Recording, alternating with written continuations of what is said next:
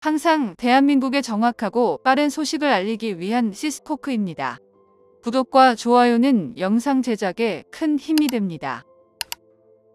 중국에서 언론을 통해 또다시 KF-21 전투기의 자세한 분석 기사를 올렸는데 KF-21의 공중급유 자체를 부정하며 급유 자체가 이루어지지 않았다고 주장하고 있는데요. 심지어 이번 공중급유를 통해 자신들이 개발 중인 FC-31 전투기와는 비교조차 불가능하다고 언급하였고 아예 KF-21을 훈련기 수준으로 치부하며 맹비난을 일삼고 있습니다. 오늘은 KF-21 전투기의 공중급유에 대한 해외 반응을 알아보겠습니다. 얼마 전 KF-21 보라매가 공중급유 시험평가 성공 장면을 공개했습니다. 바로 직전에 공개한 고바등각 비행에서의 화려한 퍼포먼스는 없었으나 오히려 공중급유에 대한 해외 반응은 점점 더 뜨거워지고 있는데요. KF-21 보라매의 공중급유 성공은 상상 이상의 성과였습니다. 공중급유는 매우 고도의 기술을 필요로 하는데 전투기 파일럿들은 공중급유를 어려워하는 만큼 전시 상황에 반드시 필요한 임무라고 밝혔는데요. 장거리 미사일을 쏘거나 극한 기동의 화려함과는 거리가 멀지만 실제 전장에서는 공중급유가 이보다 훨씬 중요합니다. 전쟁의 승패는 결국 보급이 결정짓기 때문인데 공중급유기는 이 보급의 영역을 극단적으로 넓힐 수 있는데요. 우리 군이 4대 보유한 KC-330 시그너스 공중급유기는 프로브 드로그, 붐 리셉터클 방식이 모두 가능하며 1회 출격으로 F-35 15대를 급유할 수 있습니다. 한 개 비행대대 기본 편대인 12대를 약간 상회하는 숫자인데요.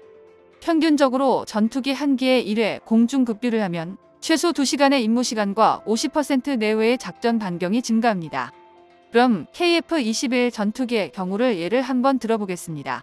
KF-21은 연료통까지 장착한 항속거리가 약 2,900km로 알려져 있는데요.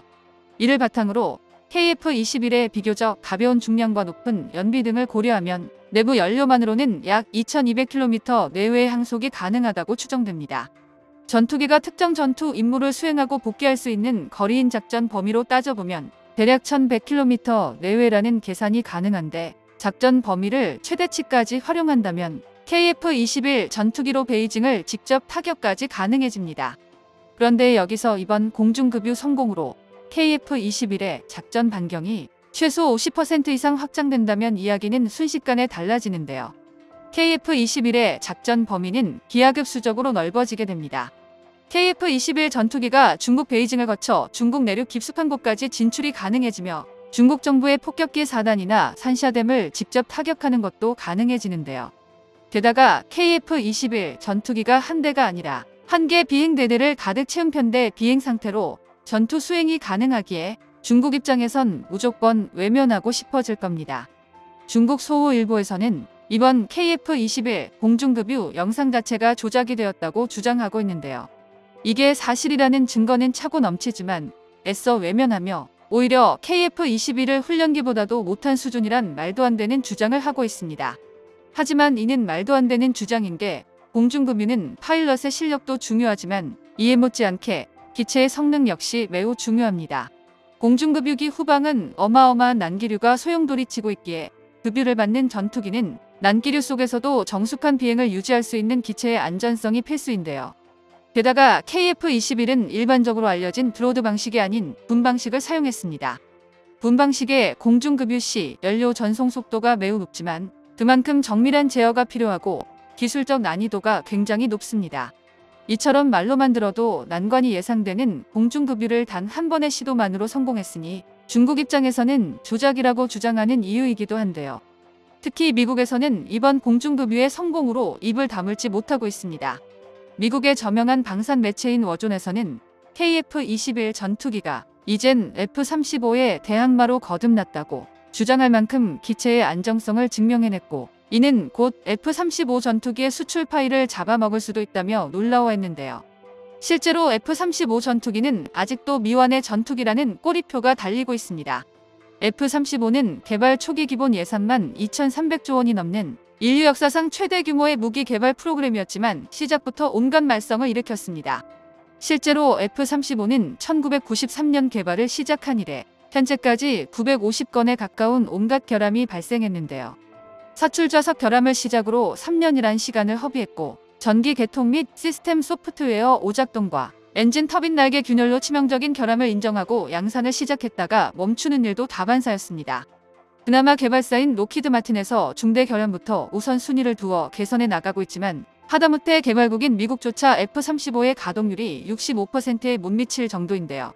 이런 처참한 가동률 탓에 F-35는 일부 군사 관계자들은 F-35를 만든 건 로키드 마틴의 가장 큰 실수라고 놀림받기도 했습니다. 그렇기에 KF-21의 연이은 성공 자체가 미국 입장에선 믿기지 않는다는 반응인데요. 사실 그럴 만도 한 게 일반적으로 새로운 무기 체계를 개발한다는 건 곧 개발 지원과 오류, 그리고 이에 따른 초과 비용이 발생한다는 것과 같은 말입니다. 오히려 2022년 7월 초도 비행에 성공한 이후 고작 20개월 만에 모든 테스트를 통과하고 양산까지 눈앞에 두고 있는 KF-21은 누가 봐도 비정상적인 거나 마찬가지인데요. KF-21 전투기는 중국에서도 중요한 분석 대상으로 중국 군사 전문가들이 정밀하게 분석한 보고서를 인용해 제대로 작동되는 기능이 없는 불안정한 기체이며 고바등각 비행과 이번 공중급유 역시 컴퓨터 그래픽에 대한 조작이라며 대한민국은 깡통 전투기를 개발의 핵심을 숨기고 있다고 분석하고 있습니다.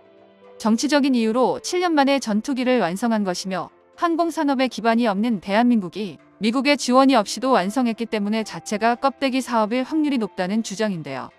스텔스 기술을 개발하는데 미국이 20년이 걸렸으며 러시아는 18년, 중국도 15년 이상이 걸린 전투기를 겨우 7년 만에 완성했다는 것은 그 자체가 페이크일 가능성이 높다는 분석입니다. 우크라이나 전쟁으로 한국산 무기가 많이 수출되고 있지만 K2 우표나 K9 같은 지상 장비에서 끝날 것이며 한국의 바람대로 FA-50에서 KF-21 전투기로 수출이 발전되는 것은 불가능할 것이라고 악평을 쏟아냈는데요. 폴란드나 사우디가 개발 참가를 타진하기도 했지만 아직까지도 구체적인 행동이 없다는 것이 이를 증명한다며 터키가 개발하고 있는 칸 전투기와 같이 껍데기 개발이 전부일 것이라는 추측도 있었습니다. 중국 언론은 검증이 되지 않고 자국 전문가들이 비난하기 위해서 어거지로 주장하는 것을 근거로 KF-21 전투기를 비난하고 있는 것이 특징이며 개발이 진행될수록 비난 수위가 높아지고 있는데요. 특히 이번 공중급유는 도를 넘어서는 반응이 나오는 만큼 중국에서도 KF-21 전투기로 중국 전역을 타켓으로 삼을 수 있기에 발작 버튼을 누른 것 같습니다. 실제로 공중급유만 가능하다면 이론상 전투기는 중국 전역에서 무한으로 공중 채공이 가능한데요. 이처럼 대한민국은 은밀히 한반도 이외의 지역으로 작전 영역을 넓혀가고 있습니다.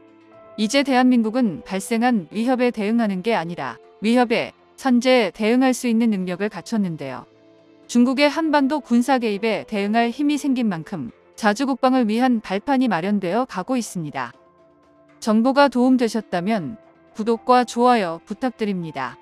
이상 시스코크입니다.